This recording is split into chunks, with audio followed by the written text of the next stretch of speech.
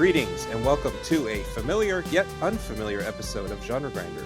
I'm your host Gabe, and with me today, returning I believe 4 years after her last appearance, is Anne-Marie Taylor. Say hello. Hi. It's such a pleasure to be back here, Gabe. Has it been 4 years? Wow. I know, isn't that crazy? It's like, I know it's been a while, but when I actually looked and I'm like, wow, that was the last time we talked, the world was being ravaged by a pandemic. Yes. Donald Trump and Joe Biden were running against each other for president. Well, that part's the same. Yeah, again. Joe Biden announced that he was dropping out of the race literally as we were recording this. It might have been this exact moment for all I know. So disregard that. A cicada brood was threatening to flood America with bugs, and that part's the same too. Oh my gosh, really? And it did sound like bird flu was like a contender for another. There was a little bit there where it sounded like we were going to have a bird flu pandemic because I guess people were purposely drinking the raw milk from infected cows, is what I read on the news. I don't know what was going on there. But, people are interesting. yeah. Anne-Marie is someone who, like I said, we haven't talked in 4 years. And so she's someone that's not one of my repeat guests here. But the last time we talked, we did a Bad Shark podcast, which for me was just sort of fun. It was like less like a genre in itself, but then I realized that there is kind of like there's more bad shark movies than there are, revisionist westerns, probably. There are so many, and every year there's at least one that comes out, especially in the summer. Yeah, but so that we talked, and then we didn't necessarily lose touch, but you were busy. You went back to school, I believe, is what you said. Yes, so I was working full time, and I went back to school in 2022 to get a master in legal studies, and I am almost done. I have one more class to take, and December of this year I will have a master in legal studies as well. So I'm going to pivot from the library field to the law field. So I'm currently looking for jobs and just waiting for this class to start so I can get that piece of paper and be like, yay, I have a degree. So that, in the interim, we hadn't been talking as much, and I put a bunch of episodes up on YouTube just because I was told that was something you do. And for the most part, the YouTube views are, this is a podcast, so most people who listen to it through Apple or, I guess Stitcher doesn't exist anymore, but Spotify, whatever. Sure, yeah. But you can see how many views you have very easily on YouTube. And so usually it's anywhere from like 0 to like maybe the one I did about sapphic vampire movies has about 650, and that's probably because people thought that there'd be video to go along with it. Sexy vampires. And same with the one that we had titled the Monster Fuckers episode. That has, again, I'm pretty sure that's because of the title and stuff. But for some reason, Racy titles. Yeah, exactly. The Bad Shark one has, I checked earlier today, 71,000 views. What?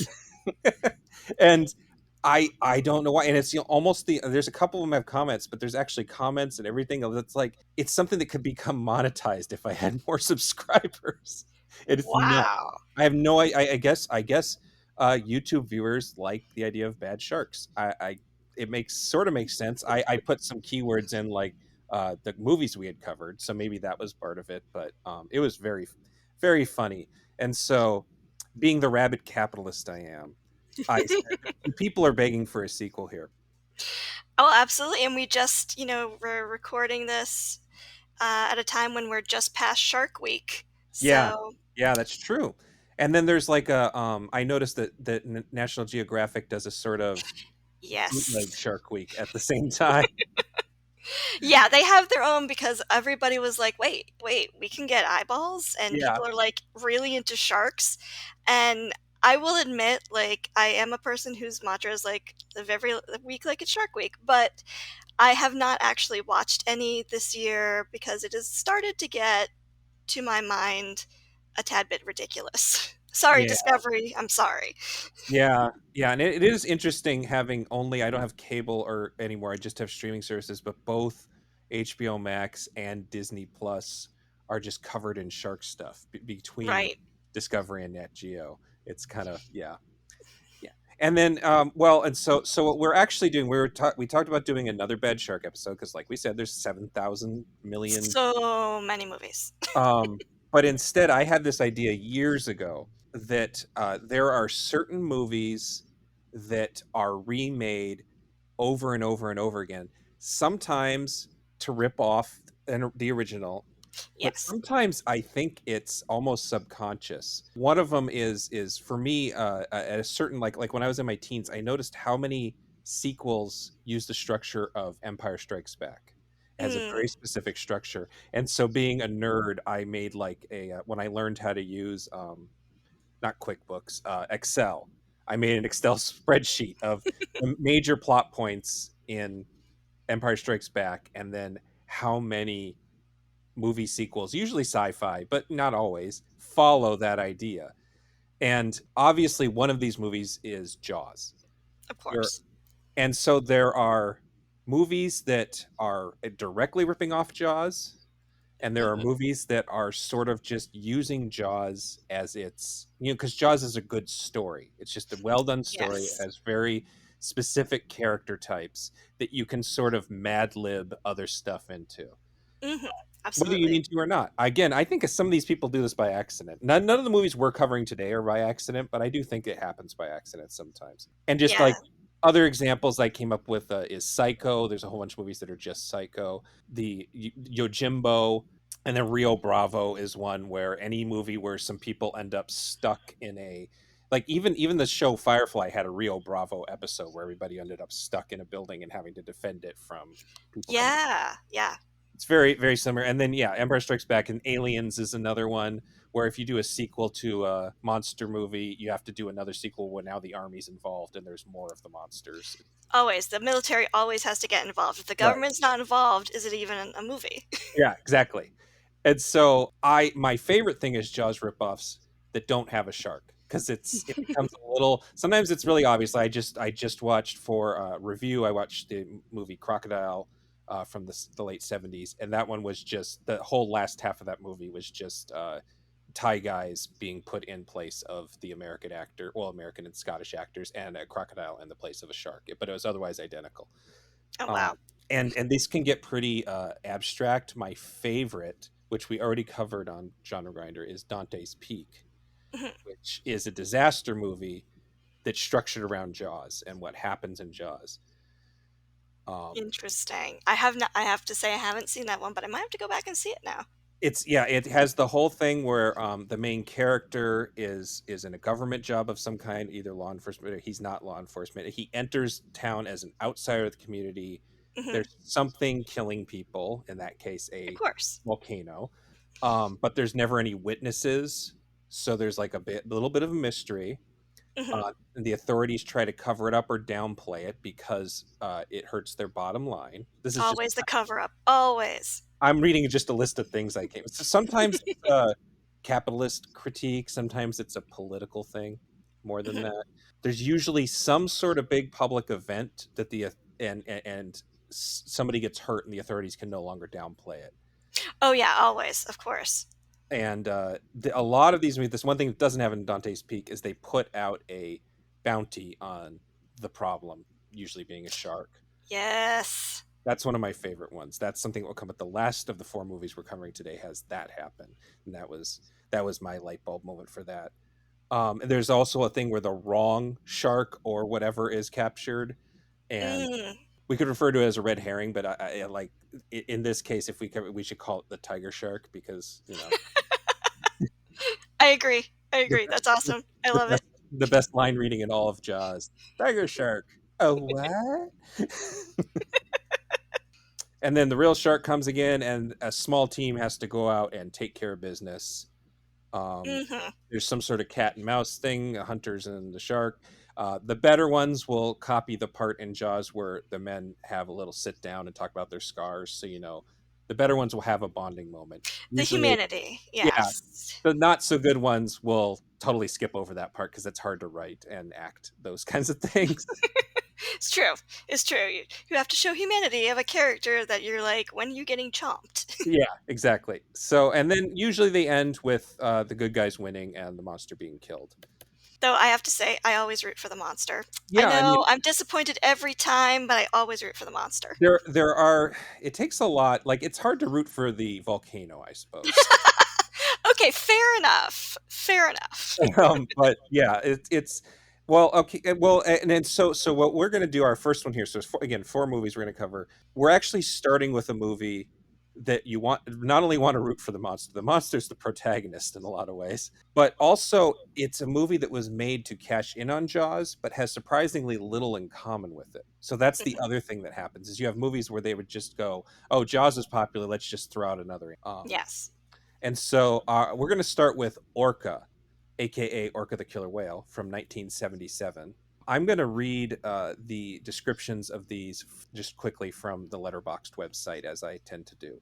So here is the plot. After witnessing the killing of his mate and offspring at the hands of a reckless Irish captain, I don't know why they have to say he's Irish. Um, Exotic. You have to make them exotic. I guess.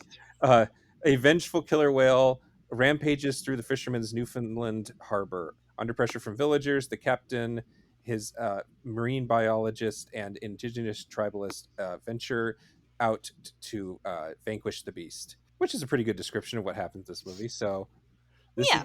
this is directed by Michael Anderson, but most people, I think, movie people think of this as a Dino De Laurentiis movie uh, Okay. because Dino De Laurentiis, the Italian producer who was trying very hard to stop being just an Italian producer, he was trying very hard to break into the American mainstream. He had, the year before this, produced a not very good King Kong remake, Ah. which was a minor success, but he claimed in interviews that it would outgrow Jaws, which it did not. Ooh, that's And a bad look. yeah, and so we can sort of assume that Orca was his second attempt at outgrossing Jaws. And unfortunately for Hmm. him, it opened against Star Wars. It did not, really? It was like it wasn't the exact same weekend, but yeah, Oh, it opened with no. Star Wars in theaters. So yeah, didn't work out. I don't know if De Laurentiis ever tried to do Star Wars. I don't think he did. I think he stuck with the animal thing. Um, but because it was Dio De Laurentiis, thing that a lot of people don't know is that it's really an Italian movie. So that's kind of I kind of wanted to cover this one, not just because it's a very weird movie, but because I could chat a little bit about my beloved Italian exploitation guys. And Ah. I'm gonna mess up some names real bad here. I'll just warn I'll warn everybody that I do I always mess up Italian names, but I'm really gonna mess them up here. But this was co-written and co-produced by Luciano Venzioni, who, according to legend, called De Laurentiis in the middle of the night after seeing Jaws and told him, "We need to find a fish that's tougher and more." I'm sorry, other way around. De Laurentiis called him in the middle of the night Mhm. after seeing Jaws and said, "We need to find a fish that is tougher and more terrible than a shark." So Okay. he asked his brother, who was, I guess, a biologist of some kind, and his brother Mhm. replied, "Killer whale." I mean, fair. Fair. Killer whales are pretty badass, and they do kill sharks, especially great whites. And So, you were talking about how we're like good timing on a lot of what we're doing here. mhm. This is an excellent timing because we just have this this epidemic of killer whales taking down yachts, Yes. and Yes. it's really funny. And the things I was reading said that they're pretty sure the killer whales are playing, that it's not necessarily that they're bothered by the boats, but that Mhm. they're doing it for fun. Yes, they're doing it. I think an article you sent me said that they speculate that they're doing it because they like the feel of the wake from the propellers on their face, and so when the boats stop because they don't want to, injure the orcas because they're so close, they get mad because like a cat, they're not getting what they want anymore. Somebody turned off the laser, or Yes, somebody turned off the laser. The mouse is no longer working. What is going on? Yeah.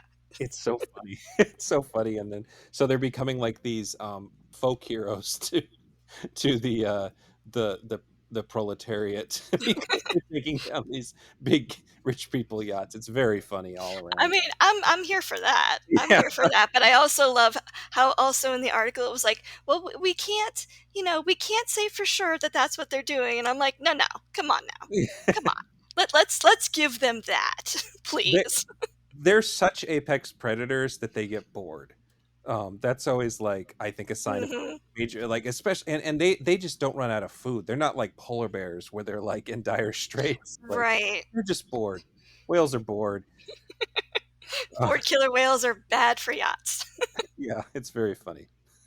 But so anyway, I should say Anderson, the guy who directed this. He was a very good director, but he mostly made mediocre movies. Mhm. And this included the 1956 Around the World in 80 Days, which got him nominated for Director and won Best Picture. Kind of famously, one of the Oh, not very good Best Picture winners. They kind of won because it was super popular, but it's gotcha. still a real movie, Best Picture movie. And it's worth noting that the year before Orca, he directed Logan's Run, which is Oh, I think purposely campy. This one feels accidentally campy. It's always hard to judge. yeah. Like I don't want to. I haven't spoken to any of these people, so I don't know what they were aiming to do necessarily. But this one feels like it was an accident, whereas Mhm. Logan's Run is kind of built around being flashy and silly and sort of over the top. But you kind of could see part of Logan, especially the photography is kind of frosty for no Mhm. apparent reason. You can see connections there once you know they're there. Mhm. It's kind of there. The other thing that they can hide behind and say this is not a Jaws ripoff is that it does have a lot in common with Moby Dick. But Ah, yes. Another a book that I tried to read as a child and threw against the wall and went, "Yeah, I'm done." yeah, no, definitely not. No, that's a very wordy book. Basically Moby Dick is like itself as a story. It does have something in common. Jaws dead. I'm sure Peter Benchley and Spielberg would both call Moby Dick somewhat of a inspiration, especially with the Oh, Quints. sure. And the script itself was co-written with Sergio Donati. So this is another aside just for me. And he's credited and uncredited writing some of my all-time favorite spaghetti westerns, like co-writer. He did Ah. For a Few Dollars More. He did the Big Gun Down, Face to Face, Duck You Sucker, and the greatest western ever made, Once Upon a Time in the West. But that Mhm. has like 8 writers, so who knows how much he actually did on that. Sure. It has interesting people. It's got a good solid director. Its producer was kind of up and coming and could get a budget behind him, and the two Mhm. writers have a decent history. There's also a note that is very strange to me that Chinatown and Mission Impossible and Last Detail writer Robert Town did a script doctoring pass at this. Oh. He just passed away, I think, last week as of this recording. Oh, wow. But I think this is really weird because there is no snappy dialogue in this movie. No. No. And that's what There's he's nothing known for. snappy. And that's what he's known for is like clever dialogue and like that kind of noir edge that he brings things. But I don't see any of that there. Uh, Yeah, no. No. so oh and also a note to this, I've seen more than one website claiming that this is based on a novel by Arthur Herzog III, but Oh. it appears to me that that is actually a novelization of the film that was Oh, just released. interesting. It was released first in some territories, so I think there's confusion there. I'm almost positive that that's the case, that this was an original screenplay that this guy wrote the novelization, which was a bigger thing. It still happens today, but it was a much bigger thing in the 70s and 80s. Sure. I mean, I'm not sure why this needed a book, but that's okay.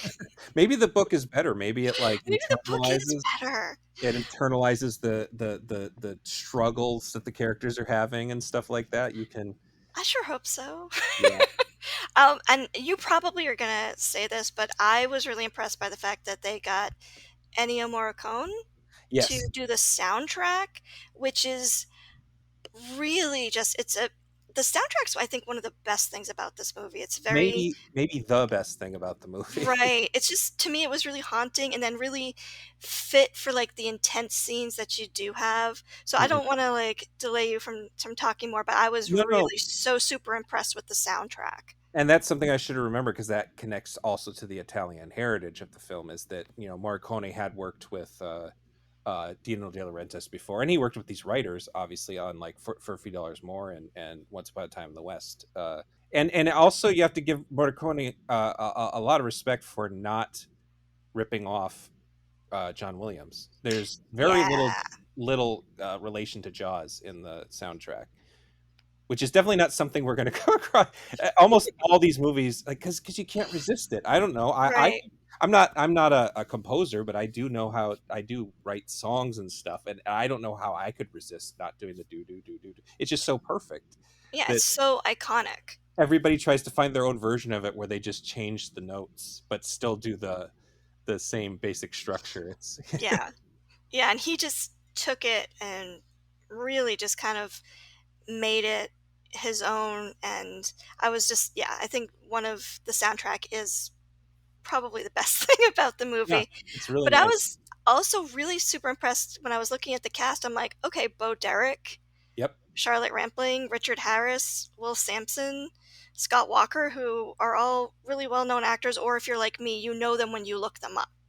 Right. Well, this was the Bo Derek thing is from what I understand, Bo Derek was sort of the child bride of one of this guy who was her manager, and he was Mm, just sort of. There's a very disturbing. I'm not going to get into thing about Bo Derek's life as a young model and actress, but mhm. this was an attempt to get her into movie star status. Doesn't really work in this one. She was in the movie No, 10 a little bit after, but it does in retrospect give it like an even better cast because now we all know who Bo Derek right. is. And I mean, it's not her fault. No, no, no, It's absolutely not not. her fault that the And movie is what it is. and I mean Richard Harris, I think most listeners of a certain age, we're a little bit older than you and I, but they know him Mhm. as the first Dumbledore, I Right. think. But he had just starred in Robin and Marian. He had just been in the Cassandra Crossing. The same year as Orca, he was in Wild Geese, which is a big war epic. People like to talk about this being a downtime in his career, but he was still making big movies. He was notoriously an alcoholic, and I think Mhm. that actually helped him in this case because this is a very sad character. Oh, absolutely. A lot of the movie is just about him feeling guilt. I It guess really is.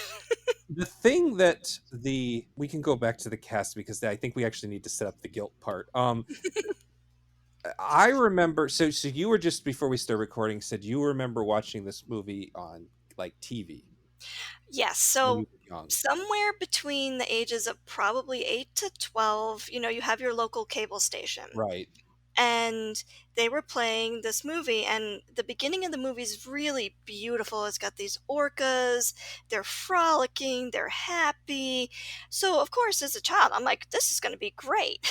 Yeah, And then you get about 20 minutes into the movie, and it just turns into a trauma bomb. And so I remember watching this and being like, "Oh my god, this is awful." I don't even know if I actually finished the movie. I might have just stopped it there.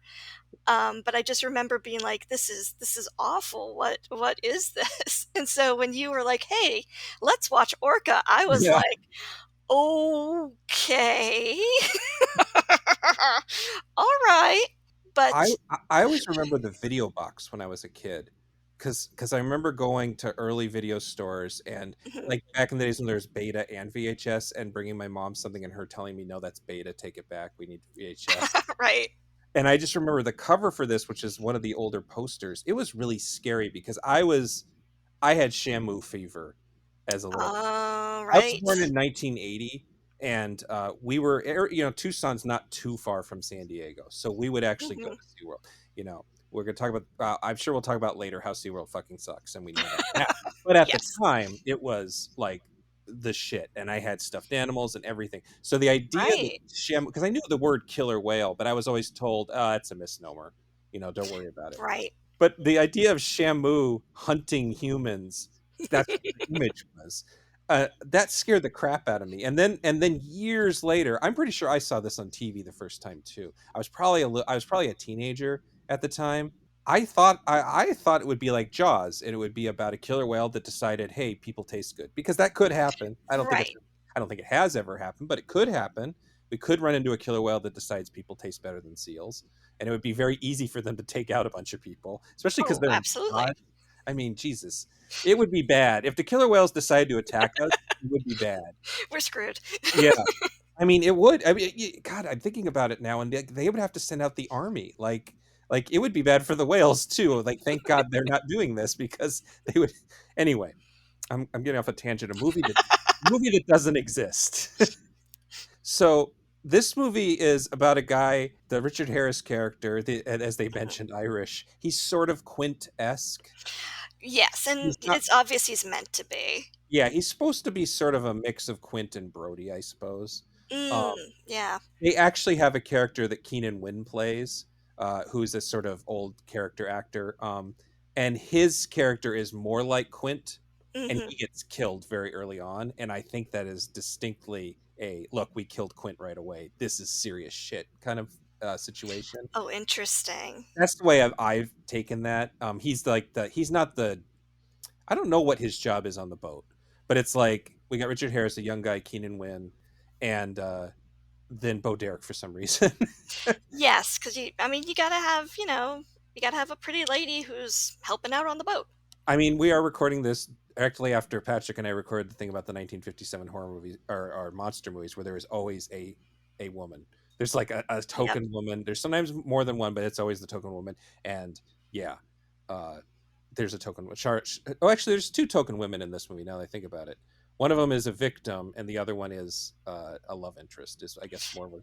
It's And the very. expert. And the It's very. expert, I wasn't um, sure who Bo Derek's love interest was supposed to be. Even on this, I think I've seen this movie 3 or 4 times, and I'm pretty sure she is the Will Sampson character's love interest, and not Richard Harris's. But I'm not positive, because the Charlotte Rampling character comes in later. yeah, I think Bo Derek is. She's the love interest of the other guy that's like the navigator on the Right. boat. Okay. Not the captain, the navigator, whose Okay. name is escaping me. And I We'll think just. Sampson is the gentleman who's like I'm not sure what his Yeah, he's another guy whose job is not clear. Peter right. Besides Peter being the wisdom. Peter Hooton is in it. That might be who. He's sort of like a filler Brody. Yeah, Peter Hooton is the actor. Ah, okay. Anyway, so Richard Harris is, his motivation's weird. He's trying to a live capture a killer whale, Hmm. and the one he captures is a female that is pregnant, Yep. and she decides to abort her fetus on his deck out of, I don't know. I don't think this is a thing that most animals do. Probably not, but also I get now that I'm an adult looking back at it, being like, okay, we're supposed to find that this is tragic for our main orca, and It, we're supposed to be like, oh, humans, we're the worst. yeah. So I get it, but also, 47-year-old me is also like, this is still awful. Well, Why?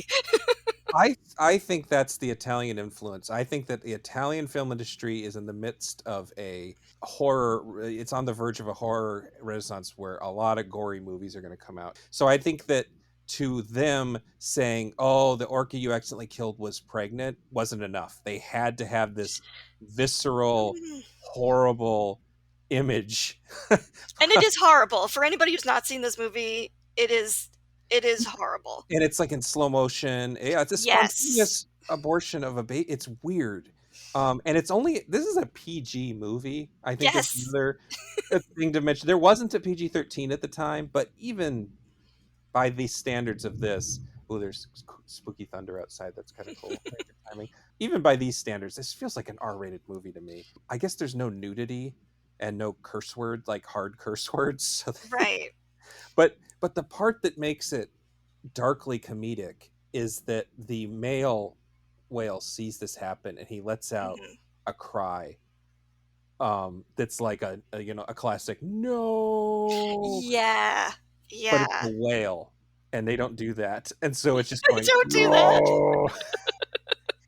And so it is sort of, it's darkly comedic. It's and Richard Harris' character immediately knows he's fucked up is the other thing that happens. Right. Unlike Quint, he immediately knows, oh no. Yeah, and he feels guilty, and so a lot of the movie is him feeling like trash, and then this whale hunting him Yes. down, and Yes. he's trying to hide, and the whale's fucking up the marina where he's trying to hide. So everybody's like, "You need to leave." So it's basically, Yes. it's not it's not really Jaws with the killer whale, but it's Death Wish, and and the killer whale is the what's his name character. He's the one whose family's been killed, and he's going out with his Oh, right. magnum to shoot all the bad guys. I had it in my notes as like Jaws with an agenda. It's Yeah, and it's like they make this really big deal about putting an image of the captain into the orca's eyes, and was like, okay, he's got you. He knows who you are, and he's now going to come for you, yeah, no matter what you do. yeah. Oh, I just remembered. It's Robert Carradine who plays the young guy. No, Ah, I okay. just remember. Yeah, so the Revenge of the Nerds guy, the youngest Carradine, is the guy. And Charlotte Rampling's character. Oh, it's Charlotte Rampling, who I think people will immediately now know as the Reverend Mother in the Dune movies. Uh, Oh, right. and so she is like Bo Derek's model and a very attractive woman, but Charlotte Rampling at this point in time is like this stunning woman, just the Absolutely stunning. icy eye woman, and it's funny because she's basically Hooper, Yes. and she's not our first sex. She's our first, but not only sexy Hooper that we're going to be talking about here. For some Yeah. reason, some people decided Hooper but sexy, and maybe a love interest. In this case, she's Right. a love interest, but it is not a believable. Uh, No, no, no, no. like because she's purposely trying to stop them the whole movie. I don't know why she even goes along, to tell you the truth.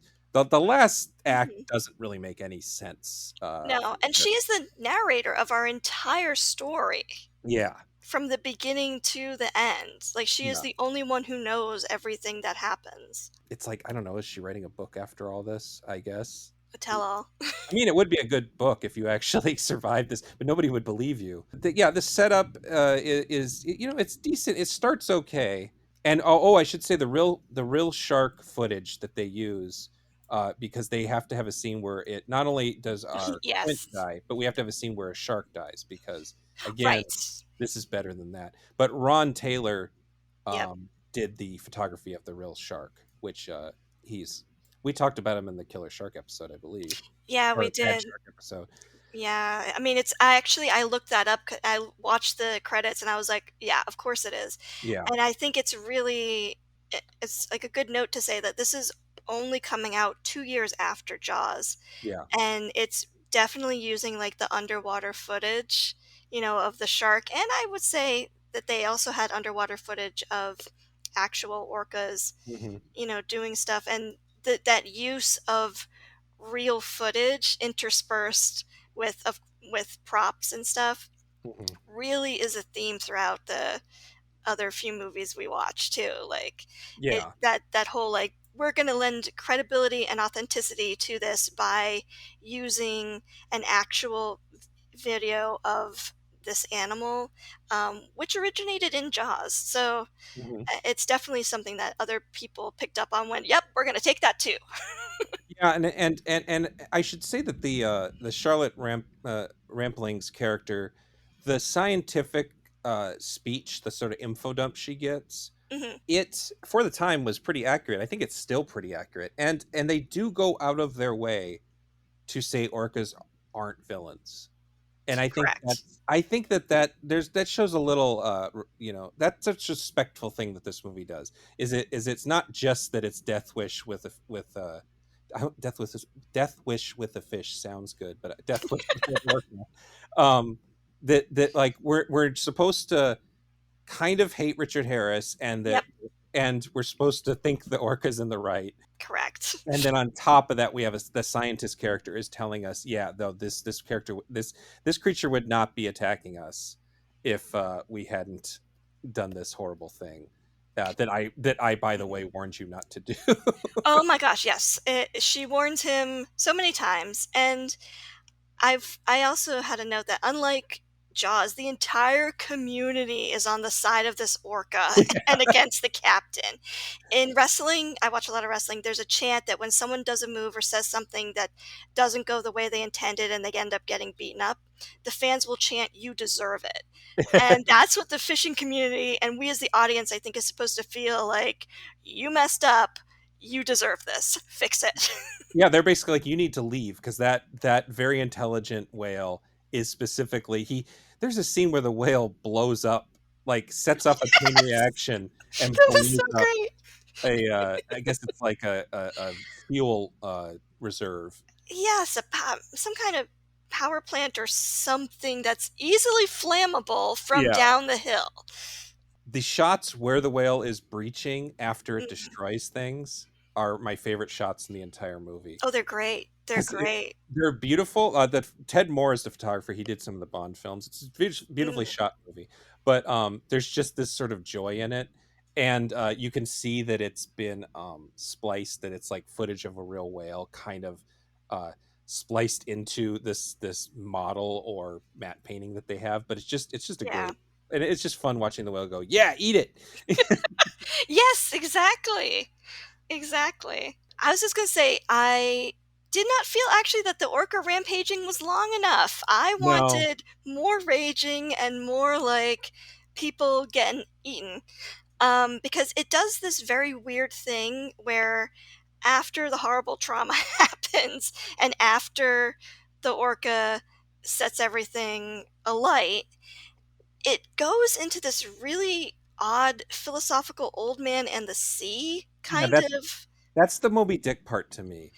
But I guess he doesn't hate the whales, so that doesn't quite. You're right. Old Man in the Sea is almost the better literary connection there.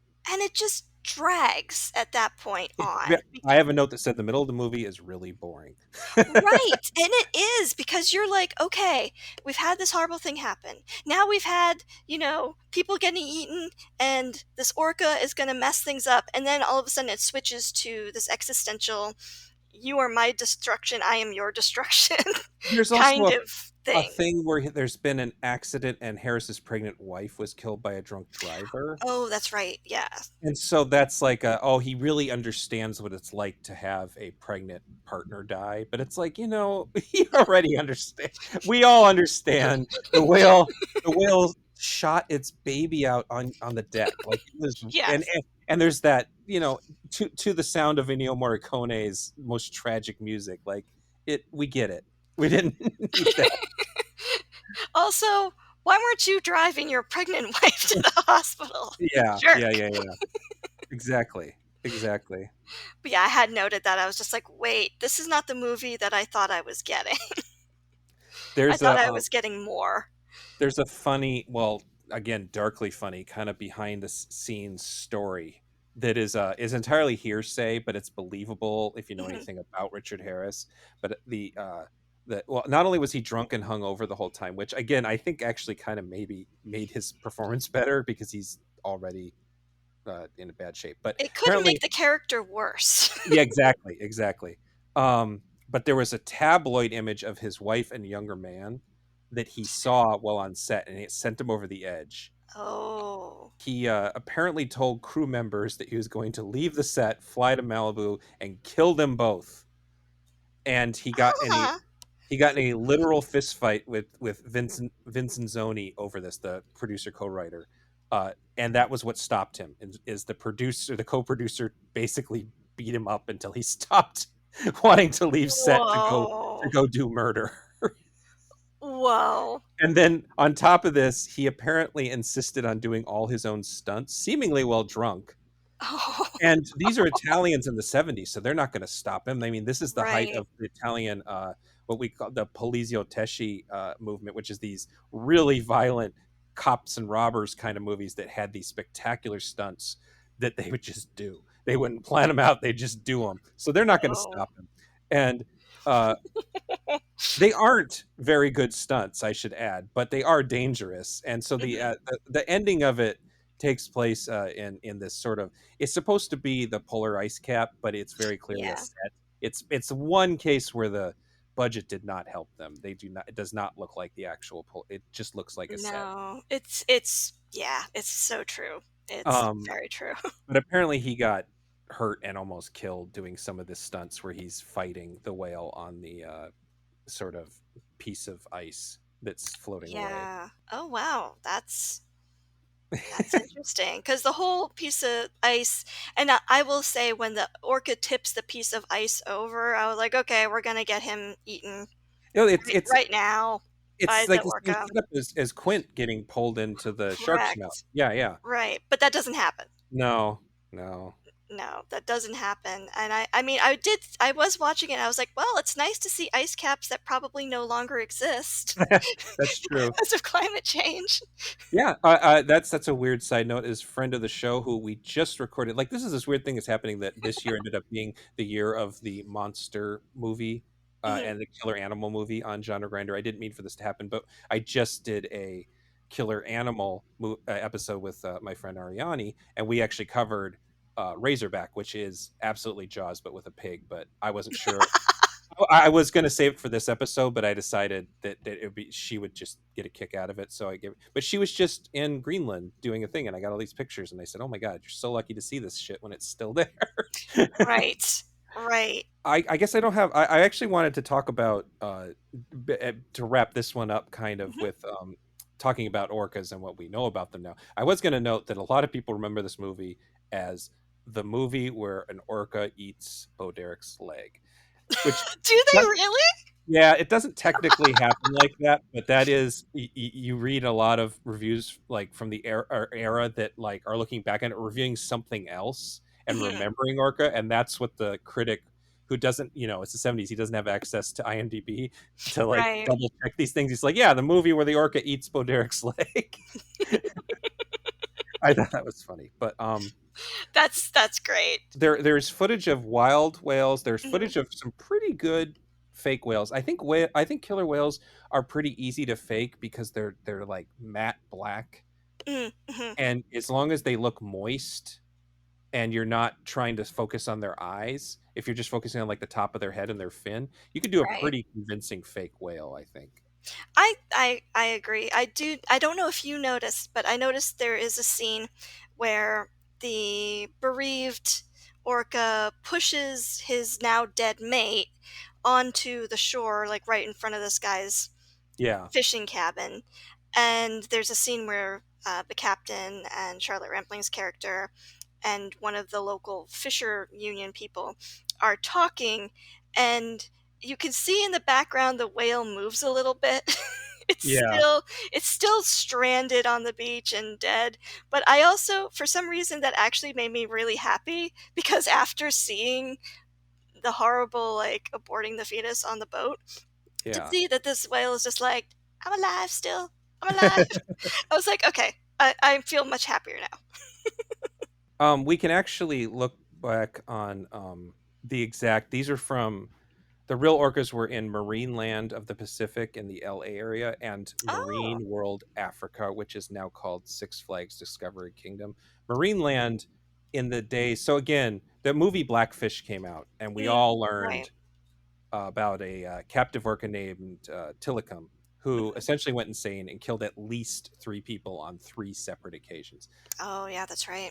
And then we also know that, like, I remember watching a documentary where particularly foolhardy documentarian theorized that the killer whales that was it was they were doing a documentary about how killer whales partially beach themselves to get seals, Mhm. and a guy went and stood in the surf because he said there's no way the whale's going to attack me, and he was That's right. so dumb. He was right, but it was very stupid. But the footage, he has a camera down by his feet, and the whale comes up with its mouth open, sees the human legs, and just stares at them for a little while, and then goes back into the water.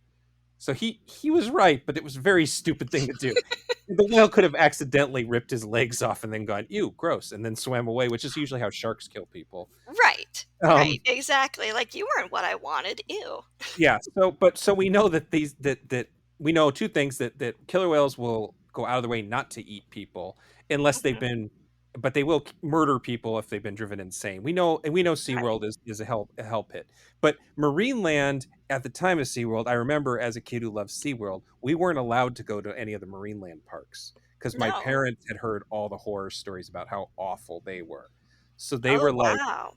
they were like what we think of Sealand or SeaWorld now. Marine Land was like 10 times worse, and then my parents refused to ever even take me there because they had such bad press. Oh, wow. But that's where they filmed the live dolphins. Their names were Nepo and Yaka. Um, Oh. and so I didn't. That's all I got. I don't know how long Nepo and Yaka lived. They were probably moved around a lot because marine lands tended to close. Mm. But you know, they have some. You know, they seem to be having a good time. They seem to be enjoying themselves. I can't remember if we see if they the real footage, if they have the floppy fins, which is the dorsal fin, which is a sign of depression, apparently. Yeah, there are some shots, I think at the beginning, where it's there the fins are I noticed, I was like, "That's a kind of flopped if over fin kind of." I Yeah. was like, "Ooh." Yeah, so you know, they probably weren't super happy creatures, and we know that now, and it's a bummer. And that is one thing about, you can't train sharks. So No. your killer shark movies always have either stock footage Mhm. or fake sharks. They don't film with real sharks.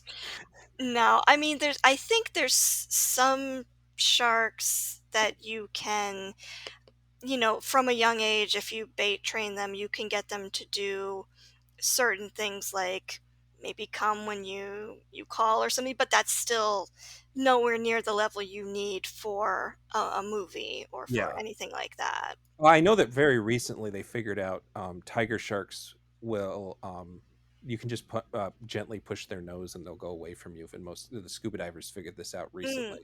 I was just watching a thing on that when they bite scuba divers, it's because they basically use their mouth as hands, yes.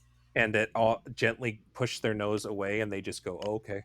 So yeah, I Yeah. mean, I guess you could, but it's not the same as a whale where you can train it to do all sorts of things. And so yeah, there is a darkness behind the scenes in this story that we know these two whales were probably not happy, but for all, they don't put them you know, it's an Italian movie.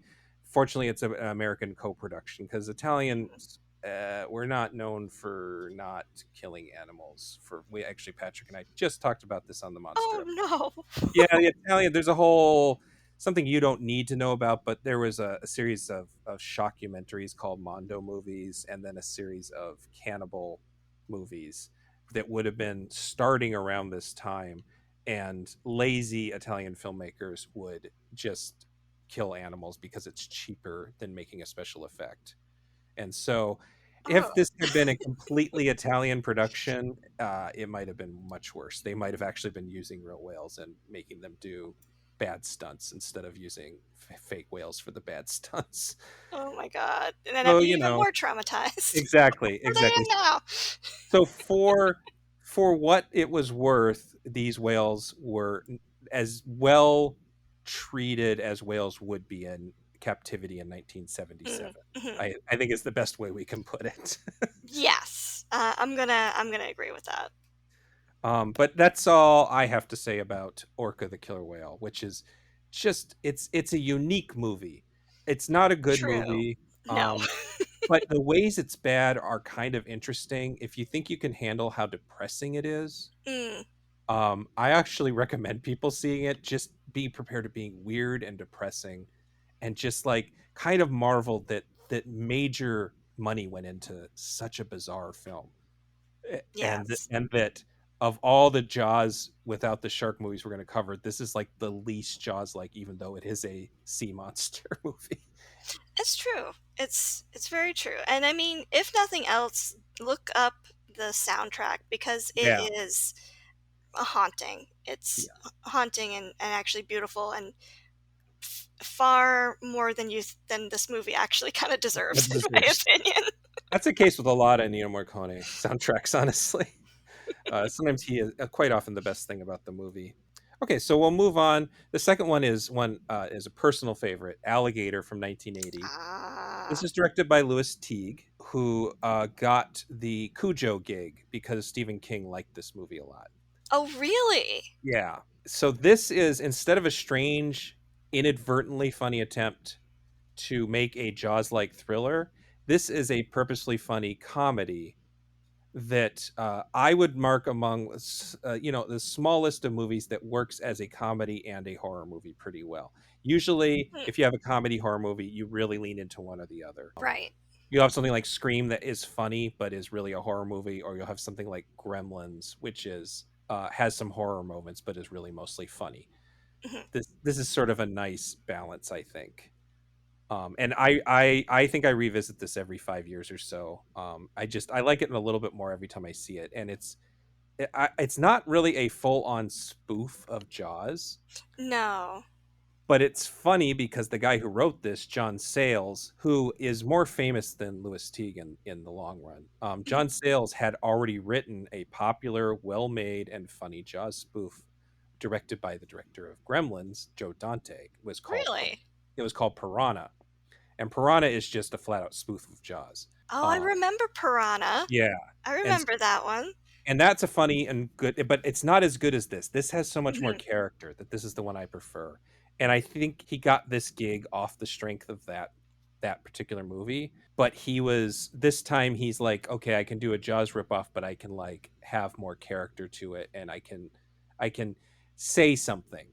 Mhm. Piranha is just a silly movie. This movie has a theme of Yes. and it's about animal. Oh, I should read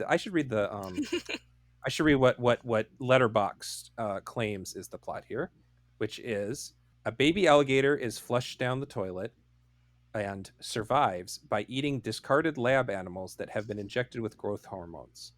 Now gigantic animal escapes the city sewers and goes on a rampage pursued by a cop and a big game hunter. I mean, it's a simple plot, but yes, it Mhm. is a there's the whole thing about animal testing.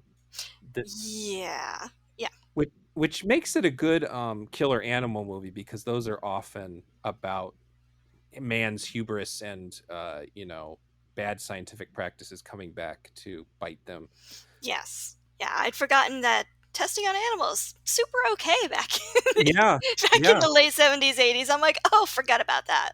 I mean, I'm just old enough to remember when makeup started going out of its way to advertise that it was not tested on animals, and Mhm. I think that was probably the 90s. I want to say early 90s, late 80s when they were finally mentioning that. But yeah, there Yeah. weren't a lot of rules. There's a movie called Plague Dogs that was based on a book written around the same time about a really depressing animated movie, beautiful movie, but so sad, about two dogs that escape a testing facility Mhm. where the testing is just awful and doesn't it's like Nazi shit Oh, gosh. so it was definitely something on people's minds, Mhm. and maybe movies like this help change things. I don't know. Maybe some politician somewhere saw Alligator and went, "Uh-oh, could that really happen?" I mean, it's a really entertaining, solid, to me, monster movie. Yeah, I thoroughly enjoyed watching this. It's got the tropes, and you probably will wanna talk about, like, the cop with the tragic past, yeah, the annoying reporter that's looking for the scoop, the police chief who wants to help, but they have to follow orders, yeah, the mayor who wants to get rid of the problem quickly, and then you gotta have the confident, experienced hunter who gets eaten. You yeah, gotta have that. yeah. The mayor is definitely Jaws mayor esque. Mhm. I don't remember that character's name, and then yeah, the hunter is one of the more parody like elements. He's Yeah. the most of the characters play it straight. I think the main character is played by Robert Forster, who I think a lot of people know from Jackie Brown. Mhm. But he was in a lot of movies, similar movies to this. He was kind of a B. He was kind of an A-level talent working in B movies for a lot of his career. I think there's a whole like character thing. He had just gotten hair plugs, and um he improvised a bunch of stuff about people asking people if it looked real, and sales liked it so much they started writing more about that into the script. Are And you serious? yeah, and so I always thought that sales was making fun of him, but it was like his idea apparently. That is hilarious because that is a thing, and I just was like, I thought too that also, like, they're just making fun of their leading dude. What's Yeah. going on? Well, and that plays into Jackie Brown has a couple scenes where he's falling in love with Jackie Brown, and he is looking at his hairline and feeling self-conscious about it. And this is the kind of movie Quentin Tarantino definitely would have watched and enjoyed. Mhm. So I yeah. The character is actually very similar. It's just a younger version of that character, like with a little more, but he still has that same sort of low keyness about him. He doesn't, Mhm. it's just he's just a nice character that you want to be around. And Right. his tragic past is trying to remember. I believe the idea is that he keeps getting partners killed. Yes. So I believe the first partner, uh, they had responded to a robbery. The robber stole his gun and used it to shoot his partner, and then everybody makes fun of him because he's not reliable. And then in the movie, we see that he goes into the sewers with a partner, and said partner gets chomped. Yeah. So, And so he's just like a bad luck guy. He is a Brody-esque character, but only if Brody's life went really bad and he didn't like, he didn't find a wife. And yeah, in the case of Jaws, I believe that he has this, that going to Amity is supposed to be up. He's supposed to have gone up in the. This is a better job than the one he was working before. right. Or this is the opposite, where he's been um, kicked down the ladder because he's just bad luck. Right. Right. The weird factoid here is that there's another writer who is credited, Frank Ray Perelli, and he is the one. He wrote a script that was then handed to sales and entirely rewritten.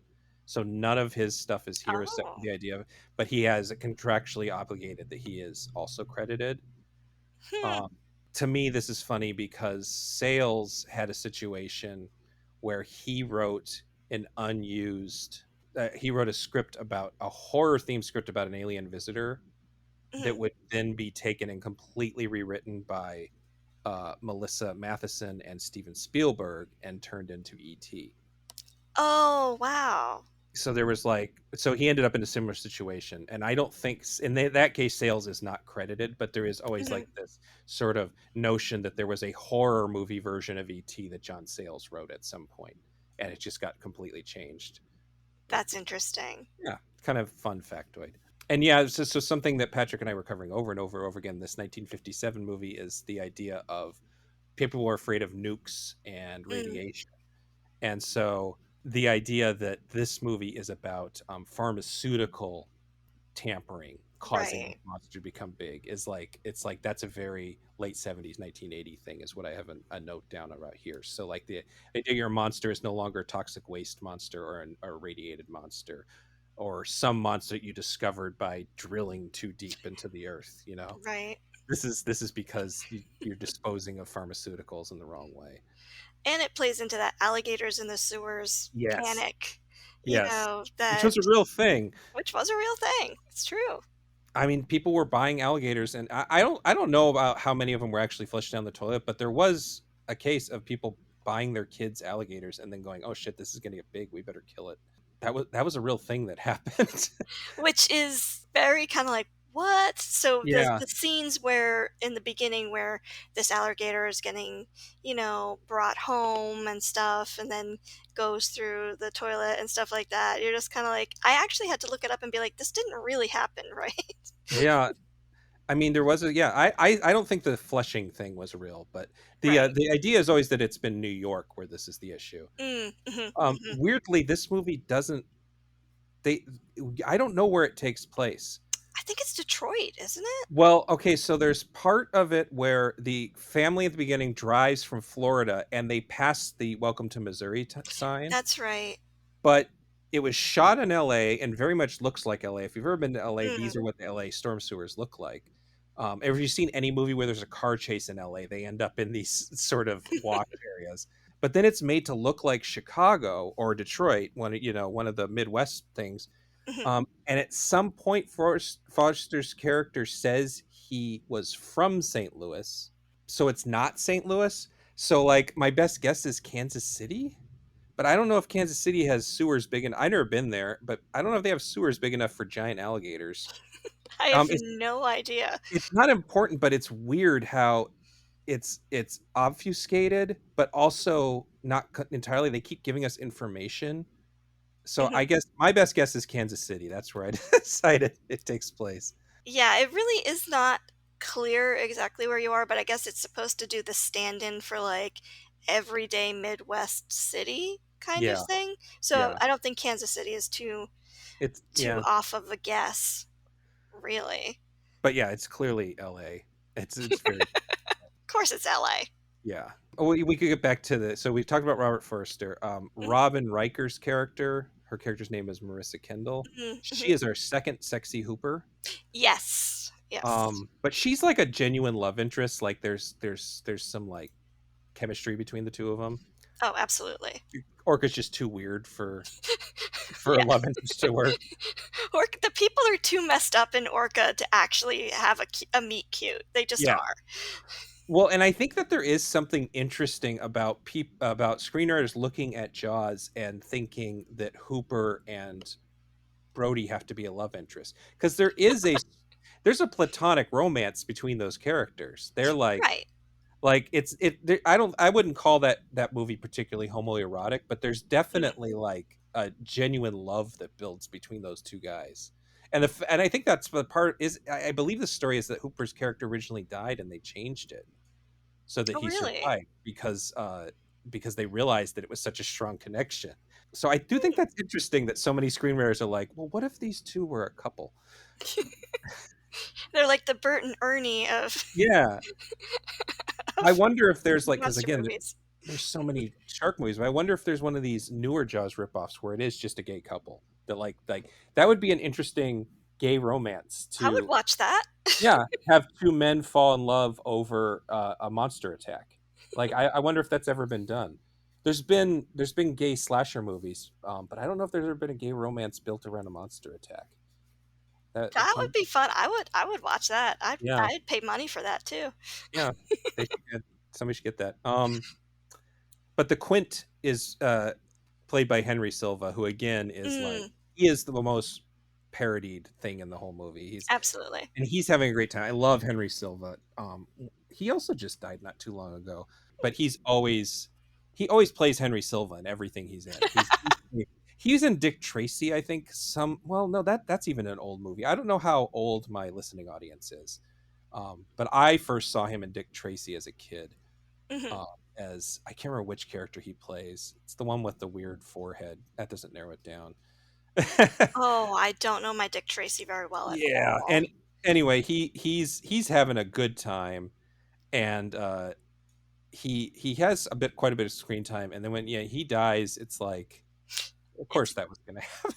but it's a great scene though. Yeah, Like it's that cheesy like you're like, "Yeah, go alligator." yeah. I mean, and it's also ill-equipped cops instead of ill-equipped amateur shark hunters, Right. which makes it more of an action scene than Jaws ever had. Most of the stuff in Jaws is just one little montage of guys going out on the water, and then later we see one captured the tiger shark. Mhm. This one is an actual like action scene, which yeah, there's a couple scenes in this movie that really push the budget.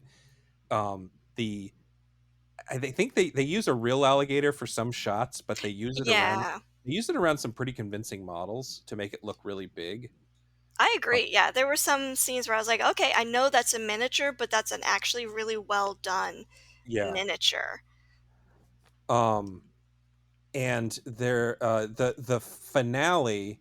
where it just goes wild. It's somebody I just actually this isn't in my notes. I just read a thing that somebody pointed out that the another theme to this movie is the idea that the shark eats its way up the social ladder. So it starts eating the poorest people, and at the Hmm. end of the movie, it's eating rich people at a wedding party. Oh my gosh. Yes, the wedding scene in Alligator is the best part. Come on, it's the Yeah, best part. The tail flick into the cake. Come on. yeah, and it's bloody in that sort of comedically gory way. Right. But I thought that was, and that's definitely something that someone like Sales would do on. But Sales became he's a very respected writer director these days. I his best movie is a sort of neo-western sort of a drama called Lone Star from 1996. Really Hmm. great movie. Early Matthew McConaughey lead, and then he also did The Brother from Another Planet.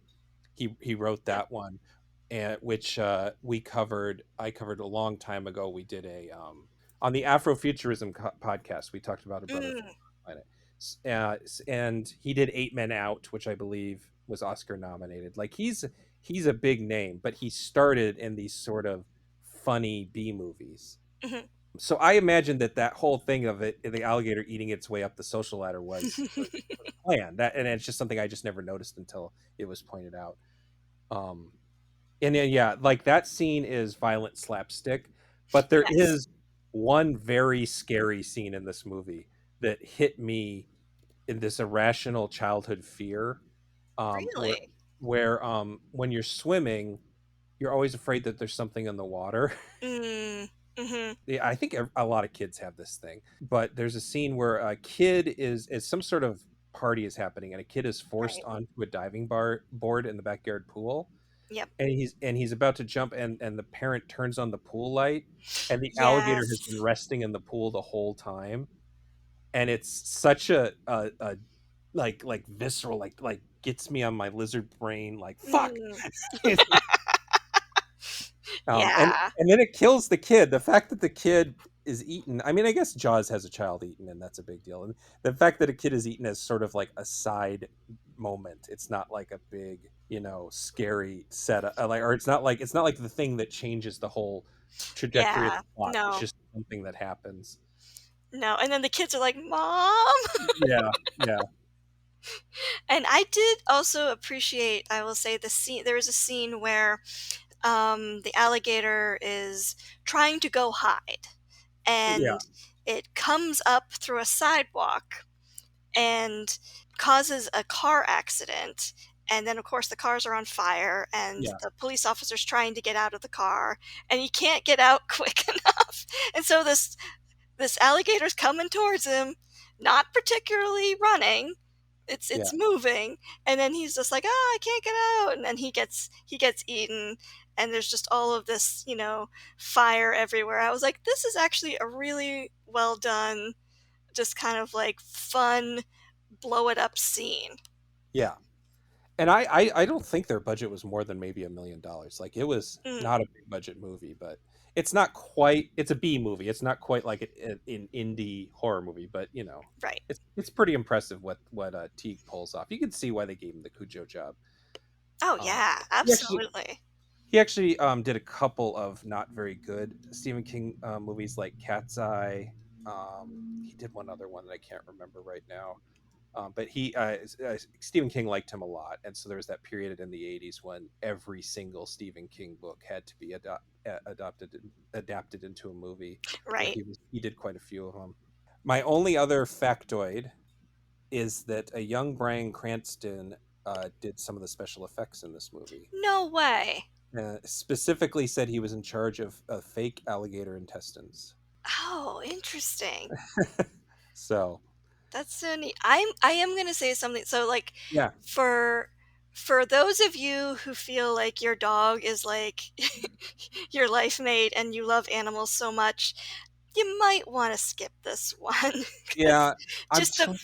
the first, I would say the first like 10-15 minutes, it's necessary for the story, but if it might be something where if you really love animals, the talk about testing and the fact that somebody is throwing dogs into a sewer, you don't see the dogs, Yeah. but I'm the trying to remember. implication, You don't see any dogs killed. no, absolutely not. Yeah. But So it's still implied, and it can get a yeah. little squicky. So Yeah. just heads up for pet lovers. Just you've been warned. Yeah. Yeah. It's tastefully done, but yeah, it is dark. But otherwise, it's a pretty lighthearted movie. Honestly, it's Agree. kind of Like, yeah, agree. Yeah, I really enjoyed watching this one. I just was like, oh hey, yeah, this is a solid monster movie, and I enjoyed it even more on my second watch. I always watch the movies two times: first to watch it, Mhm. second to take notes, and I thoroughly enjoyed it both times. So this This was was a one. winner to me. This was one where my partner Christine closed the computer while we were watching it. That's how I know that she's interested, that she's into what's happening on the screen, is that she wants to give it her full attention. So Nice. okay, well then we can move on. We can keep things going here. Mhm, So then the next one is another that I like more in concept than practice. It's a movie I enjoy, but mhm. it's not as much fun. But it's another comedy. This is The Lift, or Der Lift. Right. I Um, loved this one. This is my favorite of the was entire it? Oh, good. bunch. Oh, good. I'm happy. I love this one. It was a This pleasure to me to watch this both times. this is by Dick Herman Willem Maas, who just goes by Dick Maas. This is 1983. It's Dutch, and this one is another just comedy. This is Mm, it does take the horror half pretty seriously. It's never as funny as Alligator, but that's a high bar. And also, right. it does the comedy is more in the there's a couple like goofy scenes, but the comedy is more in just the situation, the Agreed. idea that you're having Jaws, but it's an elevator, a haunted elevator, The and elevator is hunting you at this high-rise yeah, luxury place. the, It's the yeah. the tagline is "For God's sake, take the stairs." Is that really the tagline? It was in America, at least. Yeah, I guess I can't tell you what it was in Oh, the that's Netherlands. great. Uh, That's the brilliant. The plot, as according to Letterboxd, is a lift technician finds himself drawn into the web of mystery and peril as he investigates the perplexing, deadly accidents occurring in the elevators of a new office building. This is also a movie that falls under a category that I might cover on Genre Grinder someday, which is high-rise horror, which for some Mm, reason is just something that works for me. I don't know why, but maybe because I've never lived in a high-rise and the idea of living in a high-rise seems insane to me. uh-huh. So, so it's just like I don't know. I like the idea of bad things happening in a high. Evil Dead Rise just came out last year, I think it was. That was great. Good example of it. Demons 2, another funny example of it. So I'm gonna just set up who Maz was here. I Mhm. believe it's pronounced Maz. I don't know Dutch, but he was a music video guy, Hmm, which we when we talked about Razorback, that was another music video guy. It's kind of interesting. These movies are made similar times. They're both Jaws without a shark. mhm. Yeah, Russell Mulcahy was the name of the guy who did Razorback. He wasn't as famous as Mulcahy, who did he did like Rio and Hungry Like the Wolf for Duran Duran. Oh, So nice. he did some pretty, but he Moss did videos for Golden Earring, including the video for Twilight Zone. Tripping into the Twilight Zone. Oh, Uh, okay, yeah. Gotcha now. this is the band. I didn't realize that the band that performs the song "Radar Love," which is like the most Americana ass classic rock song about being a long range truck driver Mhm. having phone sex on your fucking CV. Like the band that wrote that song is Dutch. That's insane. I just assumed they were from Alabama or something.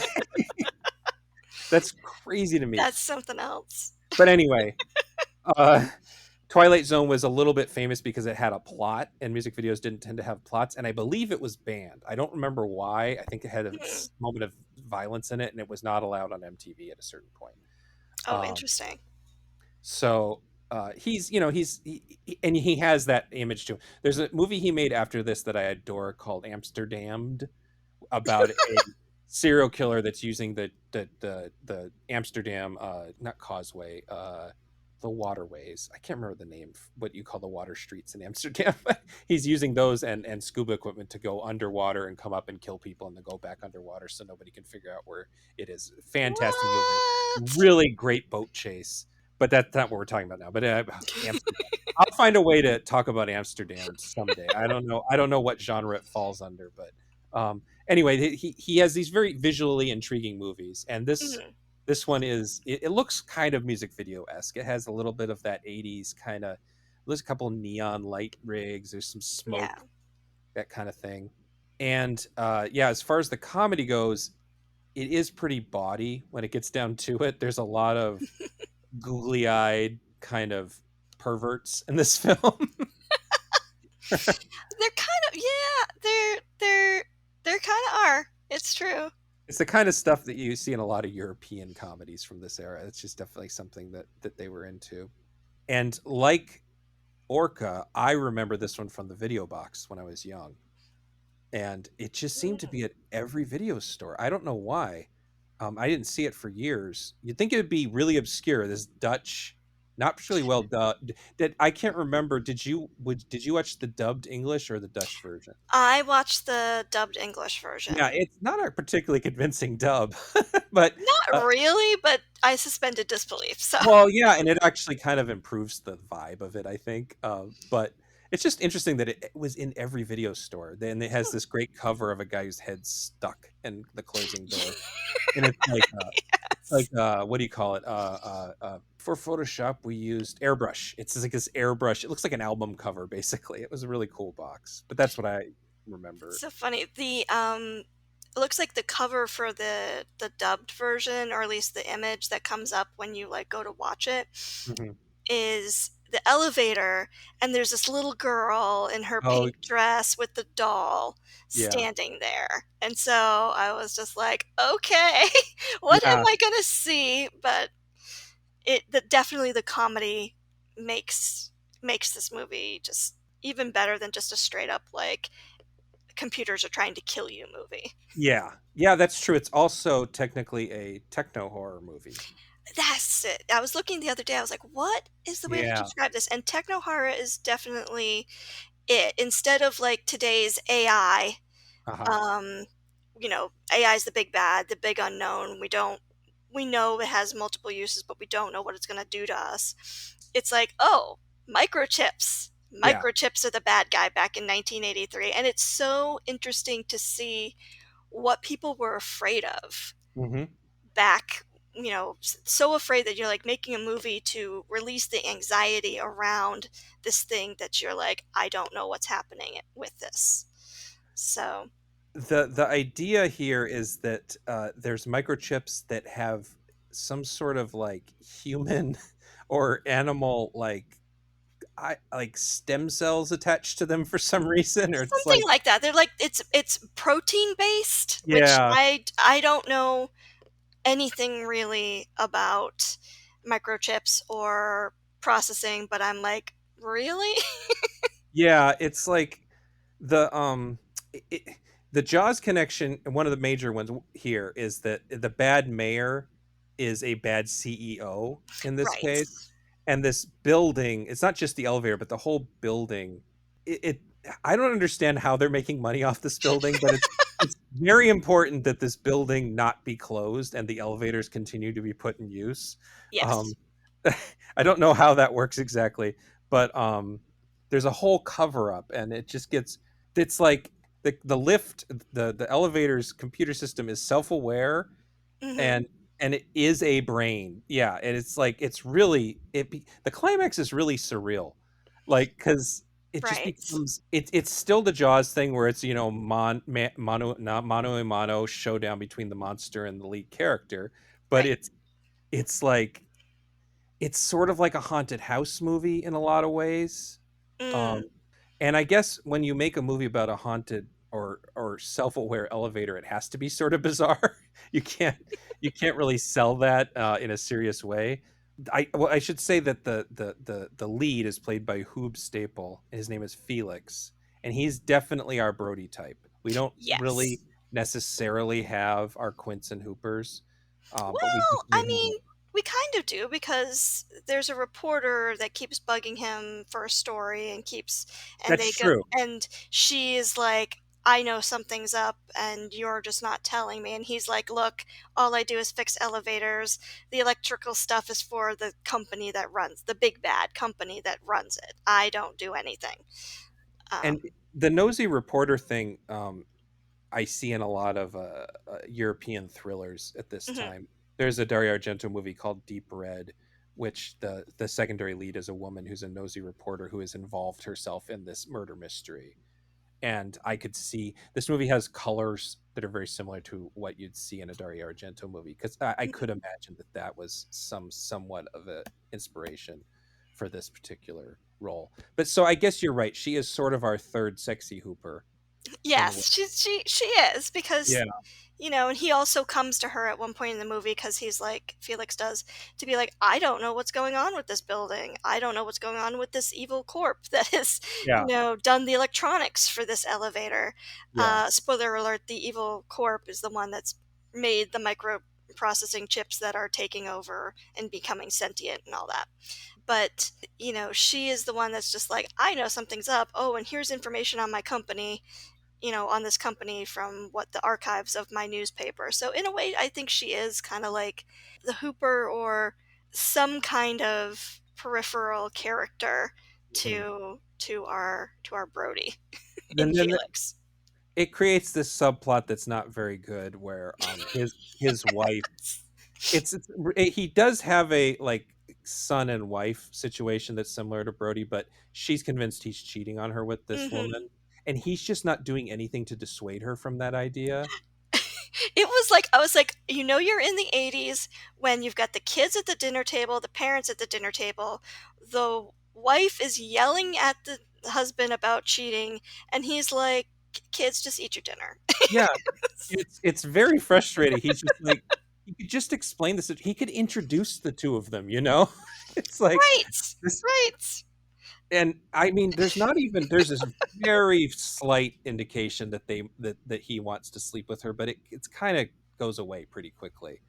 Like, there's Right. not a lot of them being a romantic couple in No. there. They're pretty platonic relationship, pretty thoroughly platonic relationship. The guy, the detective in charge of the case, I think is a dragnet joke. I think Yes. he's supposed to be just dragnet. And he is sort of combining a Brody and Hooper thing, and that he's well-meaning authority figure, and he just rambles on factoids about accidents in kind of the way Hooper Yes. would about sharks. It's a kind of funny little character quirk. And then, Um, but in the same time, he's far more interested in where he's going to take his vacation. yeah, And his subordinate, who's like, shouldn't we care more about this, is like, he's like, nah, yeah. nah, case closed. It's And fine. I also have a note. I forgot about this. The English dub, the Felix's son is named Brody in the English dub. Oh, really? Yeah, I forgot about that, but I did make a note when I say it. Um, Yeah, I was just watching the movie and there's a scene where Felix is, he's there and he's going to start trying to figure out what's going on. And he rolls up a cigarette and starts smoking it on the job. And I'm like, it's the 80s when. yeah, yeah, just smoking. I mean, especially in Europe, that would have gone into the 90s probably. I mean, the best jokes here are the fact that anything is happening in this movie at all. The best joke is that there's this super complicated mystery behind this building. Right. That's the best joke in the movie, and that they play it straight. Um, Yes. and it wouldn't be as funny as if someone was pausing every few minutes to remark how absurd everything is. If you like made a kind of Joss Whedon character that kept on, saying what is going on, that kind of Yeah, shit. that would not have worked. And I think you're right because it works, especially at the end where the elevator takes care of the evil CEO and Yeah, justice is served because the elevator, decides to murder this person. It's just it's a level of absurd that if there was a character being like, "What is going on? I don't understand," it would have just ruined the entire um, the entire experience yeah. of the movie. The death toll is actually pretty low. Oh, Um, yeah. Rewatching it, the first scene, this sort of like setup, which is like, what is the character in Jaws' name? The first girl who dies. Oh, I don't know. I don't remember her name, but it's like that kind of setup. It's a bunch of really annoying, horny, like Farmers. They're farmers. that's right, and and and you'd think that like, oh, this is a killer elevator. It's gonna guillotine people, which does happen. There is a guillotining, There is. uh, You don't. It's not gory. right? Um, Um, or you just expect it would crash people, you know. right. But this one, it tries to cook them to death by locking the door, and it has like control over the environmental. It's the writers get creative right off the bat with the first attempt, and then but the people don't die is something I Nope. forgot. I thought that they died, but they do not. No, they just got taken to the hospital. Yeah, They don't. They don't die, and the little girl in the poster doesn't die either. I no, was. I was like, please don't show me this thing. yeah.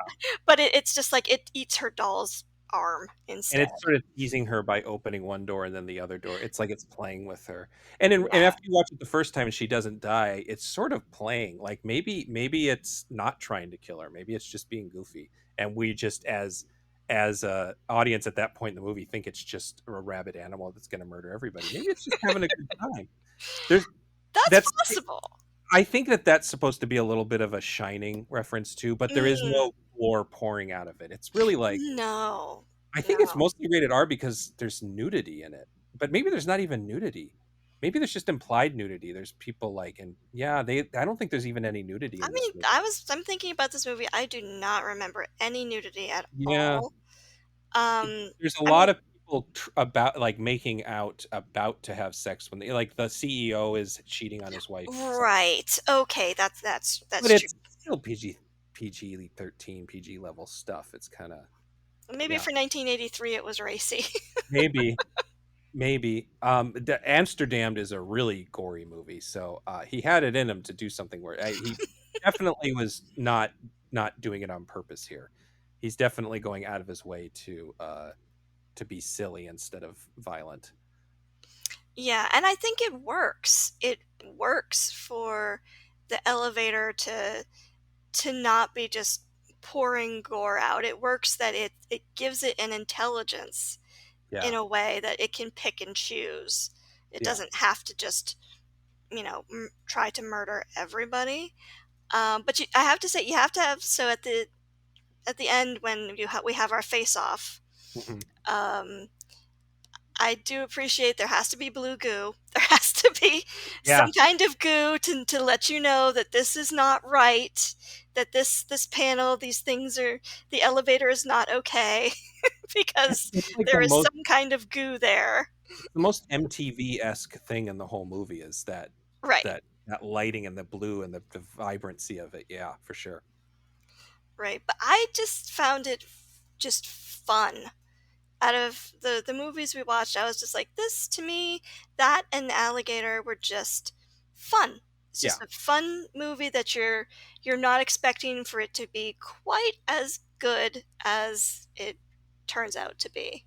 there's something to be said for movies that understand that they're sort of ripping off Jaws and that they're Mm, gonna try to do it in a clever way right. instead of movies that are just trying to cash in They're or like, you know how this goes. yeah, yeah. And yeah, like you said, it's sort of a killer robot movie in a way. Mm. And I think that there is an element of Japan phobia that was a I Oh, always thought of as an American phenomenon. There was that corporate Japanophobia thing that was going on that Japan was going to take over all of our electronics and all of our everything right. because the evil company is called Rising Sun and they are a Japanese company. So Oh, that's right. I totally missed that. I thought it was interesting because I always think of that as an American phenomenon, but I guess parts of Europe were also experiencing that sort of dread that Japan was just going to take over the whole of electronics and the corporate world at the time. Hmm. It's not anti-Japanese, but it has that sort of vibe to it. That's That's probably as close as it gets to being. I mean, it is very critical of the big corporation in general, but that's probably as yes. close as it gets to being political, I would say. Oh, I would agree. Like, I totally did not pick up on that, but it makes a lot of sense.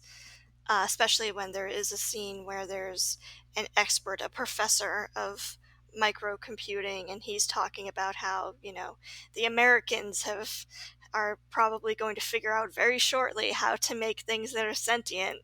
Hmm. And watching it in 2024, you're like, not yet. Yeah, we have very stupid AI that makes images of big-breasted women with 8 fingers.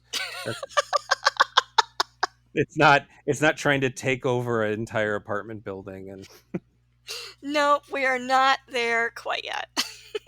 when I did we did a series of episodes on shot on video horror movies, and there is Mhm. one called The Tower that has a very similar plot. And that one, because it's so low budget, the computer in the tower just absorbs people, so they just disappear because they can't really do much else with their budget. It just sort of absorbs your soul, I guess. That's wow. Um, I should also say that Moss technically remade this in 2001. It was called Really? it was called either Down or The Shaft. The version that's on Blu-ray now is called Down, but I think the VHS was called The Shaft. Huh. Um, and I had to review that one because they came together, and I was excited for the lift because I had already seen it before. Mhm. And so I had to review those, and they definitely, it's just a straight horror movie, and it doesn't work, and it's very dull. But it is Oh. one of Naomi Watts's first international films. Oh, Like, really? but yeah, it had Naomi Watts in it before she was particularly famous. But I don't recommend it unless you're a big Naomi Watts fan. It's not a bad movie, but it just doesn't work as a serious horror film. They should have just gone back with it being kind of slightly absurd. Yeah, exactly, exactly.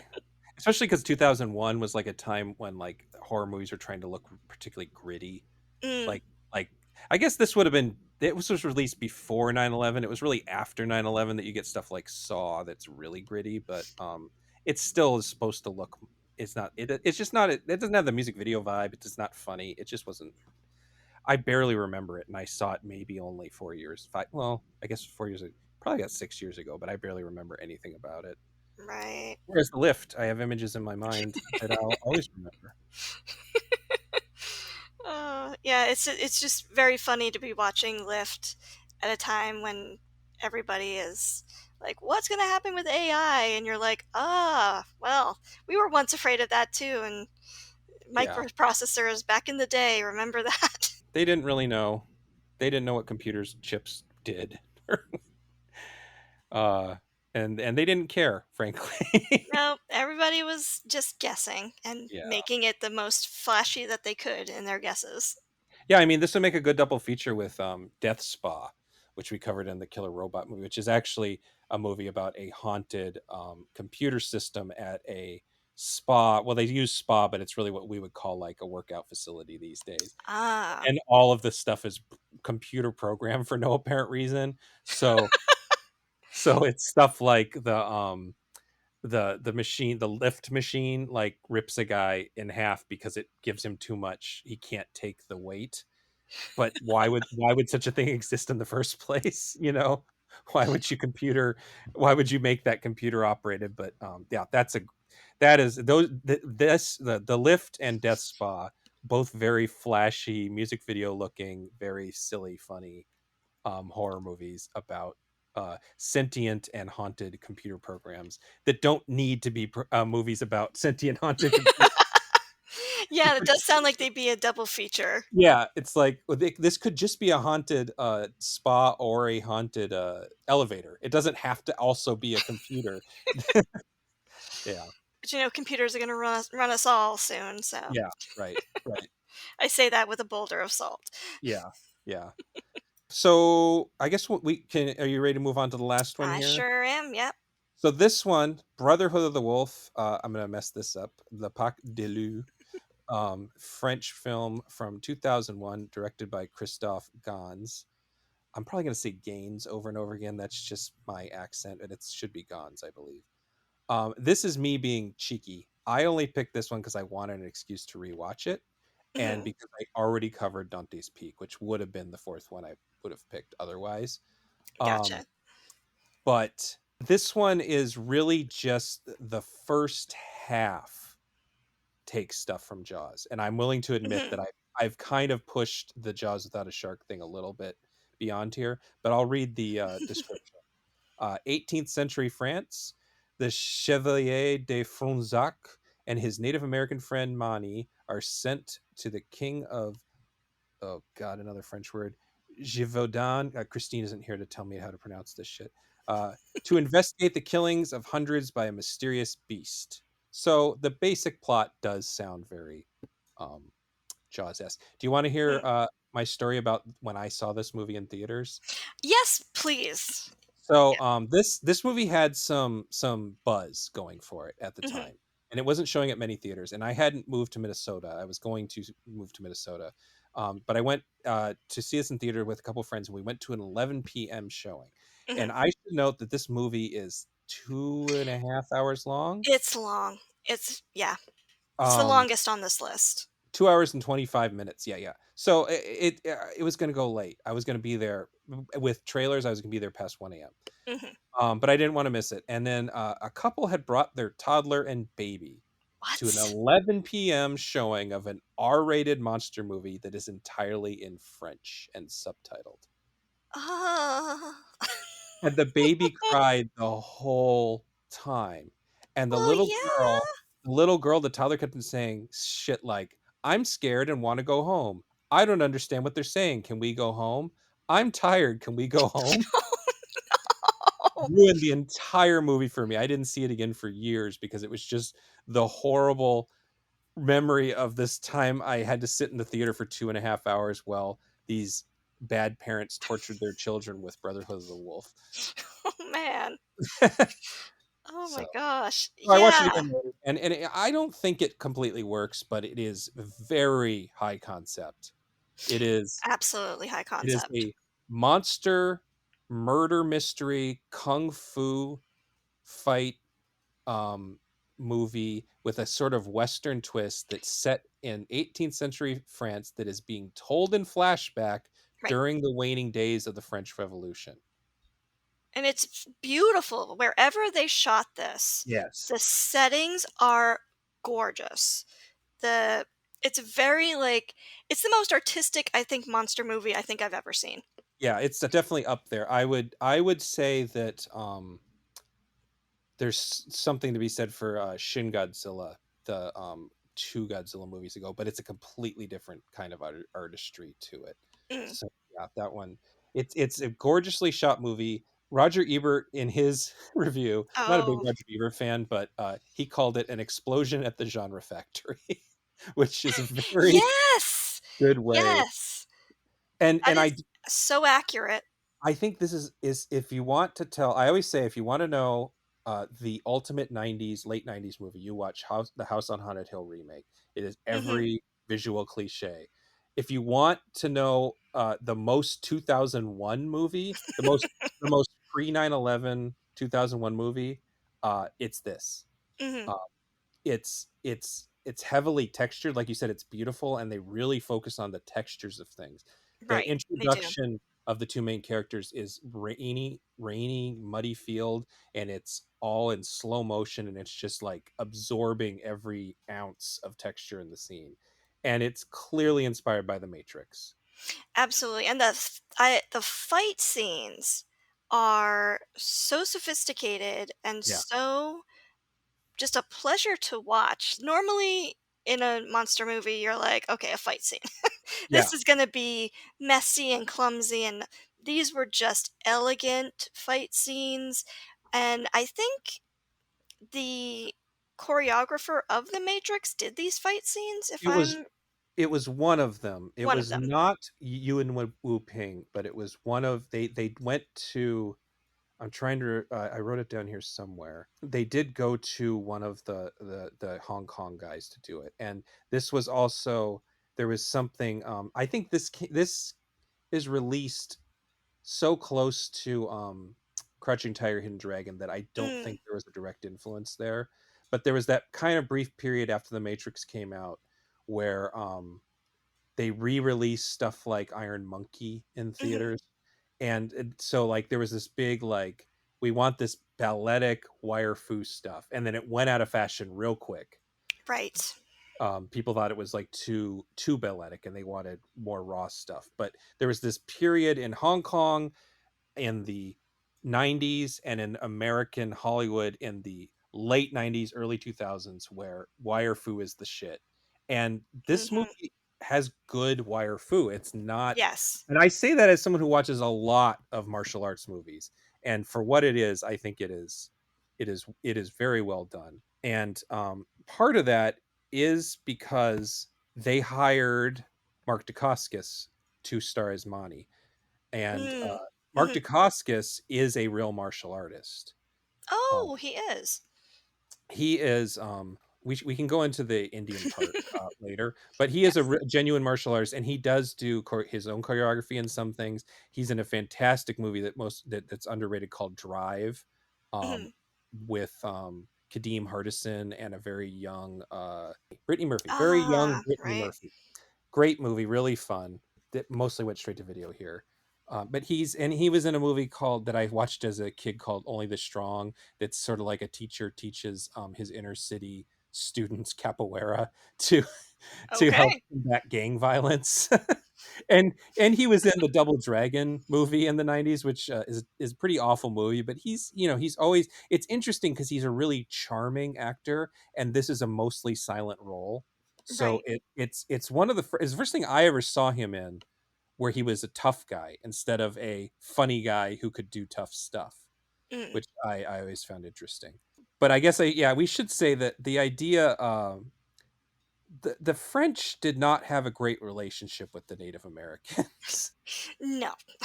Historically speaking, it was pretty bad. And so I think historically this is weird. This is almost like a slave thing. I don't think that Gons was really thinking on this level. I think he was borrowing the idea from American westerns, like the Lone Hmm. Ranger has Tonto. This was like Right. Lone Ranger and Tonto was his idea. And I don't think they were considering the historic. They do pay some lip service to it. There are scenes where he has to tell people to stop being dickheads to his friend. Yes. Where it's Stop like, being racist. stop being a racist. You're Yeah, awful. yeah. So they pay lip service to it, but we live in an era now where we don't really want people who aren't of a race playing that race. Hmm. Um, and I should say Dacascos isn't Iroquois or Native American. He's multicultural. He's like everything. Hmm. He grew up in Hawaii, but he's not Native Hawaiian either. So it's a little iffy. Um, but to me the annoying part is, and I'll spoil a couple things, is that he is killed to further motivate the white guy, and that feels a little Yeah. tasteless. I think that's the one moment of where I can't like excuse like, well, they weren't thinking of this and this was a different time and that kind of thing. They're still killing off the brown guy to motivate the white guy. It's a little annoying. No, Um, agreed. It definitely starts really dragging yeah. after Manny is killed. So I agree with that. Oh yeah, that's right. The other thing, Dacascos, he was in John Wick 3. He was great in John. Did you Oh, ever see John Wick 3? no, not yet. He plays kind of a fanboy of John Wick who's sent to kill him. So the whole time they're fighting, he's very excited about it. Um, Nice. he's great. And then he was also, I forgot, he was the chairman for the US version of Iron Chef. So he Oh. was the guy who introduced everything on the US version of Iron Chef. Oh, So, wow. he's yeah, and he was on Agents of Shield as another tough guy who doesn't really talk. Mhm. Agents of Shield it was a kind of boring show with surprisingly good action scenes. But let's move on from that, and we'll discuss why I think this is Jaws without a shark. Yes, please do. I'm interested. I can speak a little bit up, like I did kind of a tiny deep dive into the actual historical Okay, yeah, yeah. part of the We'll monster, but I want to hear what you have to say. we'll go into the dumb shit first. Um, so it opens with a flashback bookend, but after that, it's the guy telling the story in a flashback. But after that, the Mhm. first real scene is a pretty blonde being attacked by a monster that is Yeah. entirely off camera. And instead of her being above the water, she's on a cliff's edge being tossed about. Yes. It's clearly just the beginning of Jaws. Oh, yeah. Um, Absolutely. and there is a later scene where the monster attacks another blonde woman in a very large puddle. So, Yes, that's true. and the knight Gregory, he's basically a cop from out of town. He's like part of the, he's Yeah, he's sent in to fix this thing. And he's also a naturalist, is why they've asked him to do this. So he's sort of an animal cop. So he's sort of a Brody Hooper kind of combo, right. sort. And then I would argue the Quint character, with Jean Francois, who's played by Vincent Cassel, in a pretty early blockbuster for him. He Mhm. ended up being in a lot of things, and Monica Bellucci's in this actually, and I'm Yes. almost positive that the reason Monica Bellucci is in The Matrix Reloaded is because the Wachowskis saw this movie. It just seems they they were like, oh Really? shit, that's the lady. That's my brain. I think that's what happened because she plays a very similar character in that. Mhm. And Monica Bellucci is one of the most beautiful women ever, and she's very voluptuous and stuff. But she can also act. She can play more than one character. So Yes, I always thought absolutely agree. always thought that they're like, hey, could you just basically play the She's like a madam. She's like a lot of the movie takes place in a brothel. Basically, is where their sort of home base is, and Mhm. she's the mad. I believe she's the madam of the brothel. I might be wrong there. I think she's just a very highly paid courtesan. I Okay, don't I think she's the madam, but she's very important. and the which you'll probably get into with your historical stuff. The very, very, very convoluted plot she is actually more involved in than we think. We find out later. But anyway, the Vincent Cassel character, I bet they met on the set of this movie. Actually, they were a couple for quite a while. Oh, wow. He is sort of recognizable as a Quint type for his Mm, bluster and his sort of interest in nature and the natural world, and they're both crazy people. But Jean Francois is the antagonist. I guess yes. you could say Quint is an antagonist, but he's not a villain. This guy's the villain. He's the main He's baddie. absolutely a villain.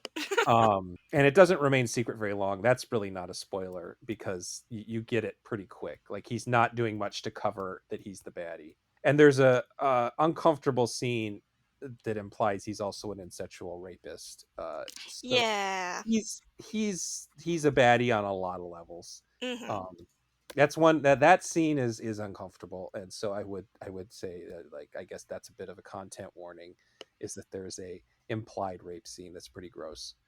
Um, Yeah, thankfully it is very short. yes, yes.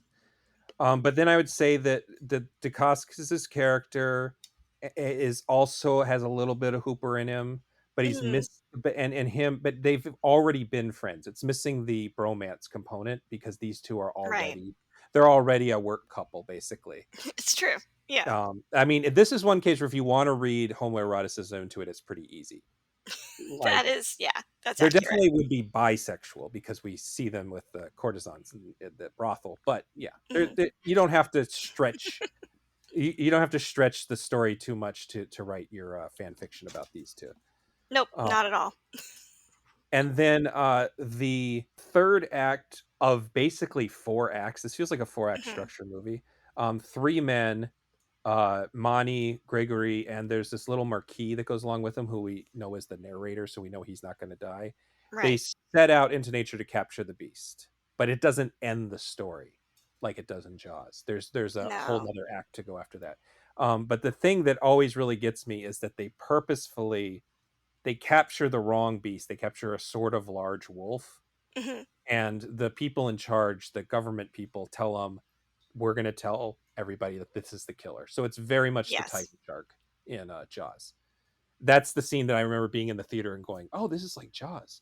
So Yeah, no, it very much is. and so that's really where my Jaws without the shark ends, is kind of there. But there's enough stuff, but then there's a lot of bodice ripper stuff going on. There's kung Yes. fu going. So, you know, the conspiracy part is way beyond anything you'd see in Jaws. There's no conspiracy in Jaws. The conspiracy No. in Jaws is that they want to keep the beaches open. This is like, it's so convoluted that I honestly recommend not trying to figure it out while you're watching it. Just let the movie tell you things. Like it's not a movie that invites you to try to figure it out. No, just It's it's like some parts are like, "Just let it be pretty." Yeah. it's a movie that tells you information when it wants to tell you information. There's no getting Mhm. ahead of the plot in this movie because it's just too much No. shit. It's just too much stuff going on. There's like It's the yeah. huge information dump scenes. Um, Yes. it's why it's such a long movie because I mean, in part because kung fu scenes are like dance scenes, like and musicals tend to be long because the dance scene takes up time. But a lot of it's just people talking incessantly about Mhm. um, there Right. is we watched the theatrical version. There's a director's cut that I did not get my hands on when I sent you a copy. I've Oh, never seen the interesting. director's cut. It's even longer, so God knows how Oh much more my. stuff happens. I'm sure I know this movie has its fans, and I don't mean to insult it. So Oh, so many people. I would love to know what the difference is with the longer cut because I've seen this version maybe 3 times, but I've never seen the longer cut. Mm. Yeah, I can't I can't imagine. Like, it's already very long and convoluted, It's but you're I right. watched we watched this a while ago and I was replaying Assassin's Creed, one of them, I don't remember which one, and it's kind of like an Assassin's Creed game Mm. where it's a historical mystery and Mhm. there's just no way to guess what's going to happen. It just you just kind of got to let the characters in the game tell you in the cutscenes what the plot is and then go back Right. to doing fights. Is basically you just go with it. Right. It's so true. Like I did, like I said, a tiny history dive, and I Uh-huh. will say when this is like people's favorite movie. Like people Yeah. love this movie. Yeah. People think this is one of the best movies ever made, and I'm like, okay, I don't know that I agree with them, but for a monster movie, it is very well done, very beautiful. And I will say I think only the French really could have done this movie. And the reason I say that is because this was actually the script that they used for Brotherhood of the Wolf is actually very clever because it does wend in pieces of history, Mhm. real history that happened into the screenplay. So basically there was actually a monster that was going around killing people in this Mhm. place, and they couldn't catch it. They did do a massive hunt, still couldn't catch it. Of course, there was no Fronsac, there was no, love story, none of that. But, they eventually, there was the pressure from Versailles to find this thing and kill it so that people could just get on with their lives and Yeah. not have to worry anymore, because what was happening is that the crops and all this stuff, people weren't traveling, people weren't doing commerce, and so Yeah. they're starting to put pressure on the king. Like the nobles are like, where is, I'm not making as much money because my people won't go out in the fields to get my crops because they're afraid of this monster. People are dying on the way to the marketplace. Do something. So there was a lot of pressure. So there was actually a wolf that was caught. Mhm. They did, as Fronsac does in the movie, they did embalm it and send it to Versailles and put it on display.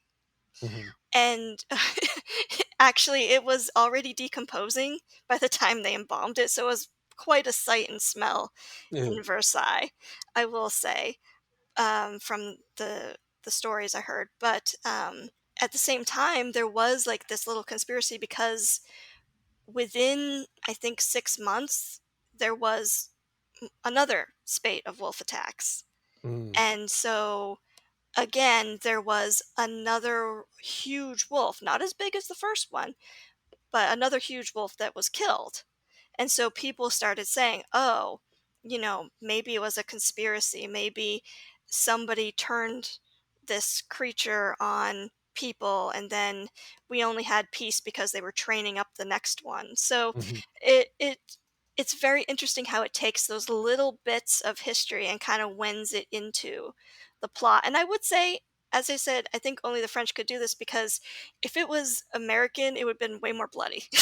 Yeah. Because the actual creature did, like, it was ripping heads off and stuff. Like, it was bad. We get the artistic, nice version in this movie. It's actually the thing I would compare it to on a thematic level is the movie version of From Hell, Mm, in that it takes, because that has some in common with the comic, but it's kind of its own thing. mhm. And that takes a historical thing, the Jack the Ripper killings, and creates a much more convoluted political conspiracy as to the reason why the thing is happening. Right. And I think those movies came out the same year, actually, which is Hmm. kind of fun. They don't have a lot else in common, but that idea of historical fiction that is really going in on the conspiracy side is kind of Yeah. cool. And I do have to give a shout out that the creature, which you don't see till the end, Hmm.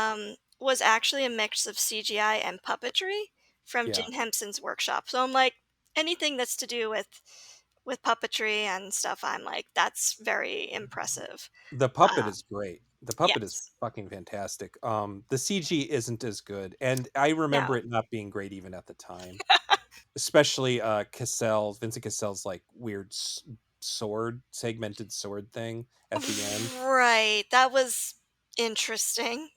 There's like a whole thing where he's like pretending he only has one arm. Correct. It's just stuff. There's just so much stuff.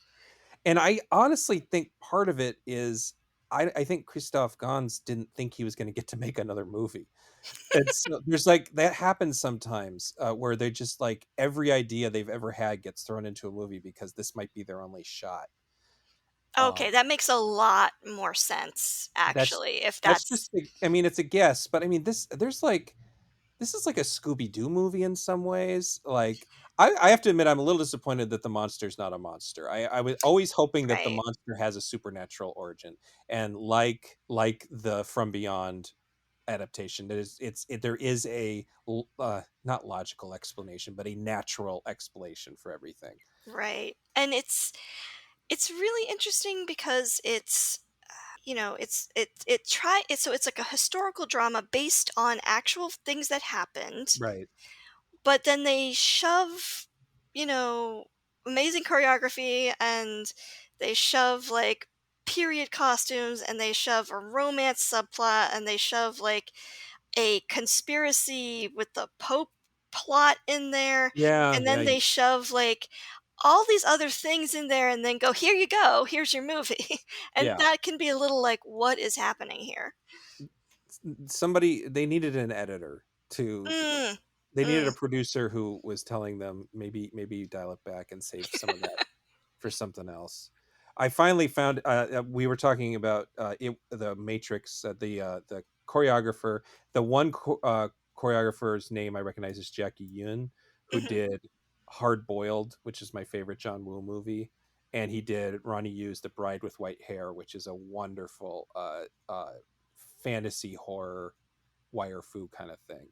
So it wasn't Yuen Wu Ping, but it was like a guy who is known for doing good things. So yeah, Yeah. I had written something down about it. I was gonna say it is a beautiful movie. Like Yes, it is a monster movie that is gorgeous.